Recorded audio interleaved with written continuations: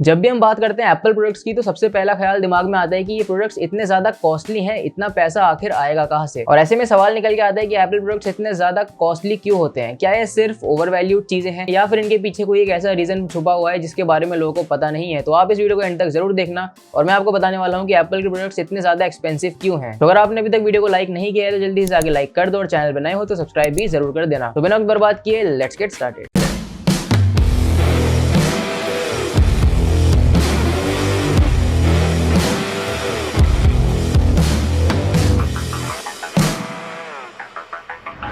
जब भी हम एप्पल का कोई प्रोडक्ट देखते हैं तो उसको देख के सबसे पहला ख्याल दिमाग में आता है कि भाई महंगाई कुछ ज्यादा ही बढ़ गई है। अब एप्पल इतना ज्यादा कॉस्टली क्यों है, इसके पीछे अलग अलग लोगों की अलग अलग थ्योरीज हैं, लेकिन एक सबसे ज्यादा कॉमन थ्योरी जो आपने भी कभी ना कभी सुनी हुई होगी कि एप्पल इतना प्राइस चार्ज करता है सिर्फ इसके लिए और हम लोग भी इतना प्राइस देते हैं सिर्फ इस चीज के लिए। इसके किसके लिए? ये जो एप्पल का लोगो है, एप्पल का जो ब्रांड है, उसके लिए हम लोग इतना एक्स्ट्रा प्रीमियम पे करते हैं। अब देखा जाए तो ये चीज काफी हद तक सही भी है, लेकिन कंप्लीट रीजन नहीं हो सकता एप्पल की इतनी हाई प्राइसिंग के बारे में। अगर मैं आपको थोड़ा डिटेल में बताऊं तो जब से एप्पल ने अपना ब्रांड लॉन्च किया है, अपने अलग अलग तरह के प्रोडक्ट्स लॉन्च करे हैं, तो लॉन्च इवेंट के सबसे पहले दिन वो प्रोडक्ट्स अवेलेबल होते हैं मार्केट में, तो एप्पल के कुछ ऐसे क्रेजी फैंस हैं, कुछ ऐसे लोग हैं जो पहले दिन जाके जितना भी प्राइस होगा उस प्रोडक्ट का उसे जाके वो पे करेंगे और एप्पल का प्रोडक्ट खरीद के अपने घर लेके जाएंगे। इतना ज्यादा क्रेज क्रिएट कर दिया एप्पल ने अपने प्रोडक्ट्स का कि लोगों को नया प्रोडक्ट लेना है तो फर्स्ट डे पे ही लेना है। और इसी तरह मार्केट में एप्पल ने अपनी एक स्पेसिफिक ऑडियंस क्रिएट कर ली है जो सिर्फ एप्पल के प्रोडक्ट्स ही खरीदना चाहती है। अब एप्पल के प्रोडक्ट्स इतने ज्यादा यूनिक और इतने ज्यादा प्रीमियम होते हैं कि उनका जो डिज़ाइन है, उनका जो हार्डवेयर है, फिर चाहे सॉफ्टवेयर की बात अगर हम करें तो एप्पल हमेशा कुछ ना कुछ नया लेके आता है जिसको बाकी ब्रांड्स फिर कॉपी करते हैं, स्पेसिफिकली डिज़ाइन के मामले में। आपने देखा होगा कि जब एप्पल का आईफोन 11 लॉन्च हुआ था तो जो बैक कैमरा का कटआउट था उसको काफ़ी ब्रांड्स ने कॉपी किया था। तो ये एक एप्पल ने अपनी इमेज बना ली है मार्केट में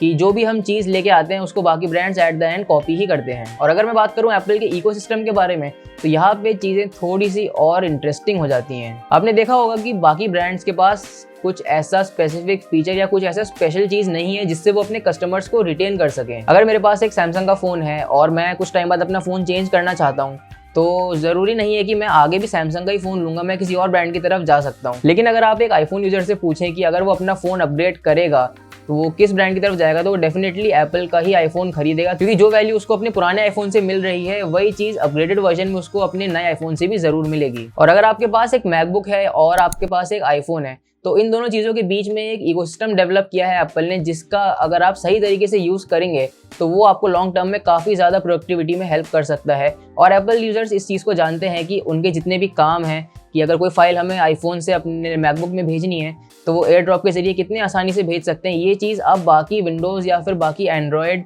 डिवाइसेस से एक्सपेक्ट नहीं कर सकते हैं। और यही एक रीज़न है कि एप्पल यूज़र हमेशा एप्पल ब्रांड से ही चिपका रहेगा काफ़ी लंबे टाइम तक। और अब बात करें अगर प्राइवेसी की, तो जिस लेवल की प्राइवेसी एप्पल आपको देता है वो आप किसी और ब्रांड से एक्सपेक्ट नहीं कर सकते हैं।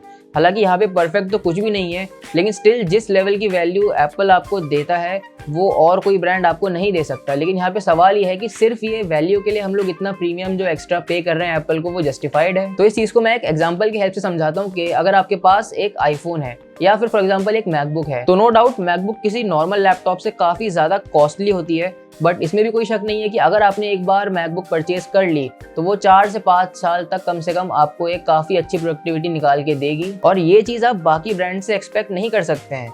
आप 5 साल कोई विंडोज़ का पुराना लैपटॉप उठा के देख लें और 5 साल कोई पुरानी मैकबुक देख लें तो जो मैकबुक होगी वो अभी तक लेटेस्ट मैकओएस पे आ रही होगी। और अगर आप 5 साल पुराना कोई विंडोज़ लैपटॉप उठा के देखें तो वो शायद आपको उस लेवल की परफॉर्मेंस नहीं निकाल के दे पाएगा जो 5 साल पुरानी मैकबुक दे सकती है। और ये चीज़ हमें आईफोन्स में भी देखने को मिलती है कि 5 साल पुराना अगर आप कोई एंड्रॉइड स्मार्टफोन उठा के देखें और 5 साल पुराना आईफोन देखेंगे तो नो डाउट आपको आईफोन में अभी भी लेटेस्ट iOS 15 देखने को मिलेगा और 5 साल पुराने एंड्रॉइड फ़ोन में शायद आपको किटकैट या फिर मार्शमेलो ही देखने को मिलेगा। और अब एक फन फैक्ट बताता हूँ, सिर्फ एप्पल ही एक ऐसा ब्रांड है जो अपने फ़ोन के कवर में पीछे कटआउट देता है। आपने बाकी किसी भी ब्रांड के बैक कवर्स में किसी भी तरह का कोई कटआउट नहीं देखा होगा जो स्पेसिफिकली ब्रांड का नाम, ब्रांड का जो लोगो है उसको दिखाने के लिए दिया गया हो। लेकिन एप्पल के केस में हमें ये चीज़ हर आईफोन के बैक कवर में देखने को मिलती है। और अगर किसी के पास आईफोन है तो वो चाहेगा कि उसका आईफोन दिखे। इसमें कोई डाउट नहीं है कि एक प्रीमियम लाइफस्टाइल ब्रांड बन चुका है और लोग चाहते हैं कि अगर उनके पास कोई आईफोन है तो वो दिखाएं दूसरों को, वो फ्लॉन्ट करें कि हमारे पास एप्पल का ये प्रोडक्ट है, हमारे पास मैकबुक है, हमारे पास एप्पल वॉच है, तो उस चीज के लिए वो थोड़ा सा एक्स्ट्रा प्रीमियम देने को तैयार हो जाते हैं। लेकिन सिर्फ इन्हीं चीजों की वजह से कोई इतने लंबे टाइम तक किसी ब्रांड के साथ जुड़ के नहीं रहेगा।